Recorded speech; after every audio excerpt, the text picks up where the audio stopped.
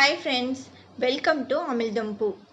இன்னைக்கு ரொம்ப ஈஸியான ரவா சேமியா இட்லி தான் பண்ண போகிறோம். வாங்க இதுக்கு தேவையான பொருள் என்னென்னு பார்க்கலாம். நான் இங்கே வந்து 1 கப் சேமியா எடுத்திருக்கேன். இதில் வந்து 1.25 கப் ரவை வச்சுருக்கேன். 3/4 கப் தயிர் எடுத்திருக்கேன். இதில் கொஞ்சம் கொத்தமல்லி இலையும் கருவேப்பிலையும் நறுக்கி வச்சுருக்கேன். ஒரு கேரட்டை இந்த மாதிரி நல்லா துருவி வச்சுருக்கேன். ஒரு பச்சை மிளகாவை குட்டி குட்டியாக கட் பண்ணி வச்சுருக்கேன். ஒரு 4-5 முந்திரி பருப்பையும் கட் பண்ணி வச்சுருக்கேன். வாங்க இப்போ எப்படி செய்கிறதுன்னு பார்க்கலாம்.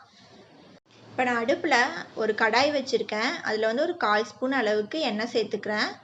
எண்ணெய் சேர்த்துட்டு நம்ம எடுத்து வச்சுருக்க 1.25 கப் ரவையை சேர்த்து மீடியமான ஹீட்டில் வச்சுட்டு இதை நல்லா வறுத்துக்கலாம். இதை வந்து எண்ணெய் சேர்க்காமலும் நீங்கள் வறுத்துக்கலாம். நான் வந்து கொஞ்சமாக ஒரு 1/4 ஸ்பூன் அளவுக்கு எண்ணெய் சேர்த்து வறுக்கிறேன். பாருங்கள், இப்போ ஓரளவுக்கு வறுத்தாச்சு. இப்போ வந்து நான் சேமியா சேர்த்துக்கலாம். இது வந்து சேமியா ஆல்ரெடி வறுத்த சேமியா தான். பாருங்கள், நல்லா பொன்னிறமாக இருக்குது. இருந்தாலும் இது வந்து கொஞ்சம் நம்ம வறுத்துக்கலாம். ஒரு 20 to 30 செகண்ட் வந்து அந்த ரவை கூடயே சேர்த்து நல்லா கலந்து வறுத்துக்கோங்க. போதும், இந்த அளவுக்கு வறுபட்டது. இப்போ நம்ம வறுத்து வச்சிருக்க ரவையும் சேமியாவையும் ஒரு பாத்திரத்தில் சேர்த்துக்கலாம்.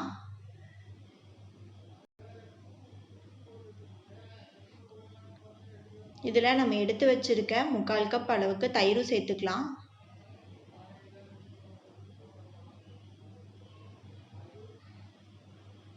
இதை வந்து நல்லா கலந்துக்கோங்க.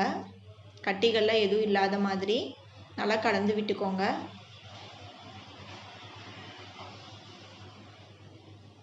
பாருங்கள், ஓரளவு கலந்துட்டேன். எனக்கு தயிர் பத்தலை.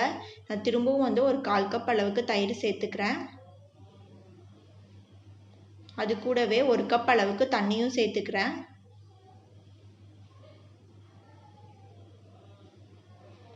இதை வந்து இப்போ நல்லா கலந்து விட்டுருங்க.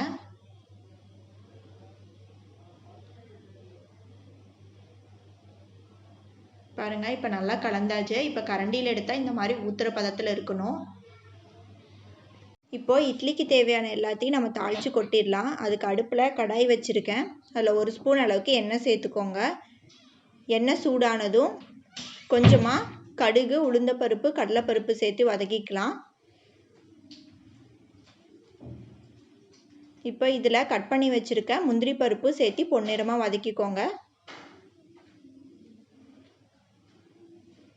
பாருங்கள், கொஞ்சம் பொன்னிறம் ஆயிடுச்சு. இதில் வந்து குட்டியாக கட் பண்ணி வச்சுருக்க ஒரு பச்சை மிளகாவையும் சேர்த்துக்கலாம்.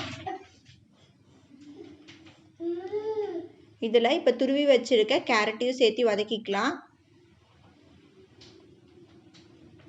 எல்லாத்தையும் சும்மா லைட்டாக வதக்கினா போதும். இதில் வந்து கொத்தமல்லி இலையும் கருவேப்பிலையும் நறுக்கினதை சேர்த்திக்கிறேன். கொஞ்சமாக உப்பும் மஞ்சத்தூளும் சேர்த்து வதக்கிக்கலாம்.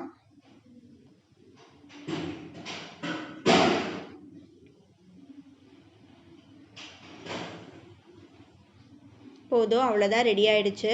இதை வந்து நம்ம ரெடி பண்ணி வச்சுருக்க ரவை சேமியா கலவை கூட சேர்ந்து நல்லா கலக்கிக்கலாம்.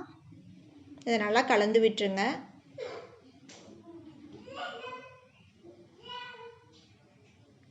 இப்போ ரவை போட்டனால இது வந்து கொஞ்சம் கெட்டியாயிடுச்சு பாருங்கள். அதனால் நம்ம வந்து கொஞ்சம் தண்ணி சேர்த்து நமக்கு தேவையான பதத்தில் நல்லா கலந்துக்கலாம்.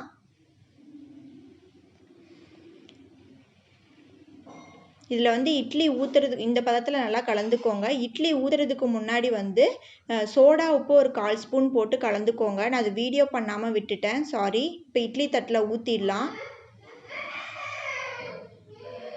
இட்லி தட்டில் தேவையான அளவு ஊற்றிக்கோங்க. பாருங்க, 2 தட்டுலையும் நான் ஊற்றி ரெடி பண்ணிட்டேன். இப்போ இட்லி பாத்திரத்தில் தண்ணியும் சூடாயிடுச்சு. நம்ம இட்லி தட்டெல்லாம் உள்ளே வச்சு வேக வச்சிடலாம்.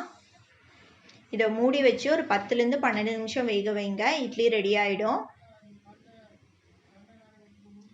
இப்போ ஒரு 12 நிமிஷம் ஆச்சு. இட்லி ரெடி ஆகிடுச்சு பாருங்கள். இது எல்லாத்தையும் ஒரு தட்டுக்கு நான் மாற்றிட்டேன். அடுத்த அடசல் ஊற்றி வச்சுருக்கேன். அதுவும் பாருங்கள், ரெடி ஆகிடுச்சு. இப்போ இதை வந்து ஒரு பிளேட்டுக்கு மாற்றிக்கலாம். அந்த தட்டை எடுத்துட்டு மேலே லைட்டாக தண்ணி தெளிச்சுக்கோங்க. தண்ணி தெளித்து நம்ம இட்லி எடுத்துக்கலாம். சூப்பராக இருக்குது. நான் மொத்தமாக எனக்கு வந்து 13 இட்லி வந்துச்சு. நான் இதுக்கு வந்து தேங்காய் சட்னி செஞ்சுருக்கேன். 2 காம்பினேஷனும் நல்லாயிருக்கும். பாருங்கள் எவ்வளோ சாஃப்டாக இருக்குன்னு சொல்லிட்டு. கண்டிப்பாக ட்ரை பண்ணி பாருங்கள். ரொம்ப டேஸ்ட்டாக இருக்கும் தேங்காய் சட்னி கூட வச்சு சாப்பிடும் போது. ரொம்ப ஈஸி தான். கண்டிப்பாக ட்ரை பண்ணி பார்த்துட்டு உங்கள் கமெண்ட்ஸை சொல்லுங்கள் எப்படி இருக்குன்னு சொல்லிட்டு. தேங்க்ஸ் ஃபார் வாட்சிங். என் சேனலுக்கு சப்ஸ்கிரைப் பண்ணலன்னா சப்ஸ்கிரைப் பண்ணிவிடுங்க.